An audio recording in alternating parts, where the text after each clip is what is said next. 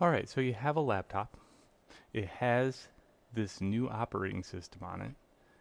Now I'm going to show you, I have a virtual version of that laptop so I can share it with you. Like this is what the laptop would look like if you booted it up, if you followed those directions and got everything going. So that's probably a lesson in itself right there. You know what I mean? Just like getting your computer up and running with this magical OS. That's a project that could take 2 weeks or it could take 1 day. Yeah. Alright, before we install anything on this computer, we will update it, okay? I've updated this, but the thing you should know is there's a little shield here. You click on it and you hit refresh. It'll give you a bunch of stuff in this area. Mine's up to date, but what'll happen is after I hit refresh, it will give me a bunch of things that are checked and I hit install updates. It's as easy as that, but it's very important that we install updates onto the computer before we install software onto the computer.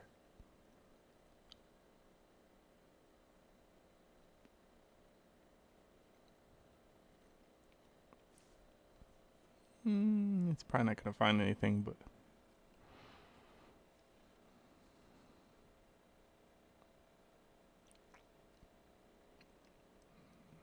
nope. Good. So that's your first step. Now installing those updates might take about 30 minutes. Just letting you know. Alright, so if you install those, then we can move on to installing software. Alright, now in this new laptop, keep in mind this is a virtual machine. It's going to run a little slower than a real laptop, but we would go to the LM and just type in soft for software. And it's easy, it'll come up with software manager that way. So you can search just everything. Alright, so we need the following applications. For an Illustrator replacement, something to get rid of Illustrator as an idea, we go to Inkscape.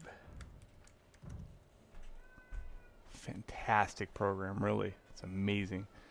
So you'll notice that we have a couple versions here. We got the Inkscape vector-based drawing, and then we got this. Just look at the version numbers here. That's what you really want to look at. This one's 4.7, so that's the one we want. And I have it already installed, so you would have an install button, and you would have to hit OK to the next window. Alright, so to get rid of InDesign, Adobe InDesign, we would have to use Scribus. I don't have this one installed, so I'll give you the option to show you how that works. So click on it.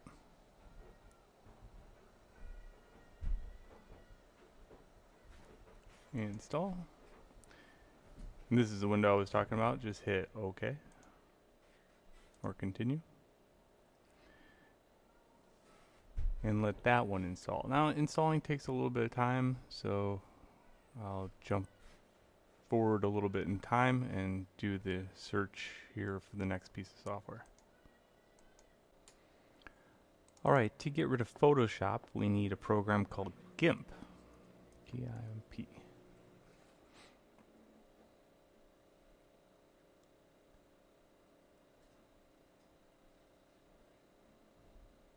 Lots of different options here. So in this case, the version number might not be the most helpful thing. We want the icon, that one.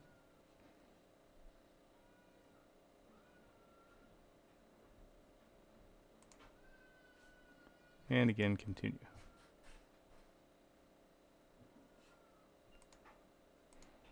Alright, now we have to get rid of Lightroom, and let's type in soft.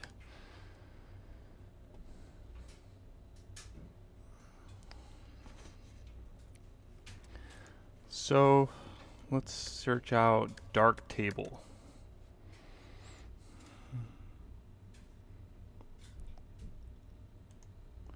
Darktable. Get that installed.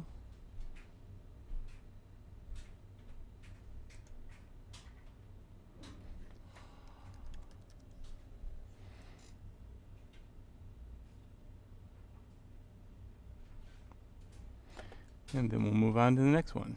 Actually, that one's installing pretty quick, so we might be able to just go right into the next one. Alright, so we put together the computer, we got everything going. One of the things that I'm going to show you is just basically, like how to get them down here. There's, again, a ton of things that you could do with this. So just know that you can do your Minecraft on this, you can do your Steam on this, not just graphic design, but it handles a lot of other things. So, any application, when you install it, goes in here. And what I would probably do is go to Darktable, for example, right click on it and say add to panel. Okay, that'll add it down here. The things I added to the panel was LibreOffice Writer. Okay, that's your PDF editor or PDF maker. So that's your Adobe Acrobat type of software sometimes. This one is Inkscape. This is your Adobe Illustrator replacement. This is your Adobe Lightroom replacement. And this one is your Adobe Photoshop replacement. Also, there's the Scribus, which I think there it is. That one. Okay, so these are the applications you'd probably be using the most if you're doing graphic design-y stuff. Now, what about how to use these programs, right? Well, so we'll take one for example. Okay, any open source software looks intimidating at first. It's not hard to work with, but the buttons are definitely not as fancy as Adobe Photoshop. So the thing is, with open source software, there's a million, trillion, zillion tutorials on the software because it's free. So if it's free, everybody can get a hold of it. And if everybody can get a hold of it, there's lots of training on it. So now that you are graduated as a student, I've always said to you, it's not about the teacher, it's about you as a student being able to go find the education, not just keep relying on a teacher. This is a perfect example of that. I, as an adult, I learned it by what? Going out and finding tutorials and listening to the tutorials and then taking one small bite at a time. That's what I would do with these programs. You're going to have to relearn a little bit, but once you relearn these, it's going to be super powerful that you can have access to free software and be able to create just about anything without having $50 a month come out of your pocket. So, just practice the things that you already know in Adobe Illustrator that you learned in class, like union, booleans, like object menu, path, differences, unions. These are your ones that you used all the time. So you do have the ability to draw vector lines. You do have a pen tool in here, just like Illustrator.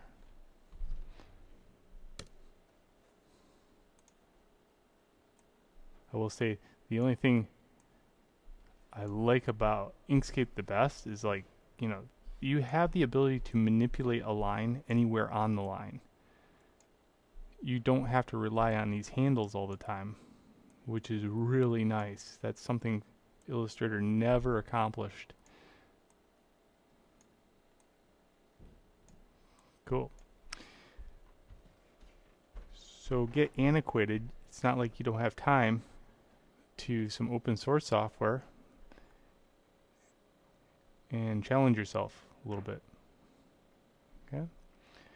And certainly I'll give you some maybe guidance in another video on, like, you know, like if I was to relearn software again, what would I aim for first? Right? Cool. So for right now, that's how you load your computer with all the software needed for graphic design.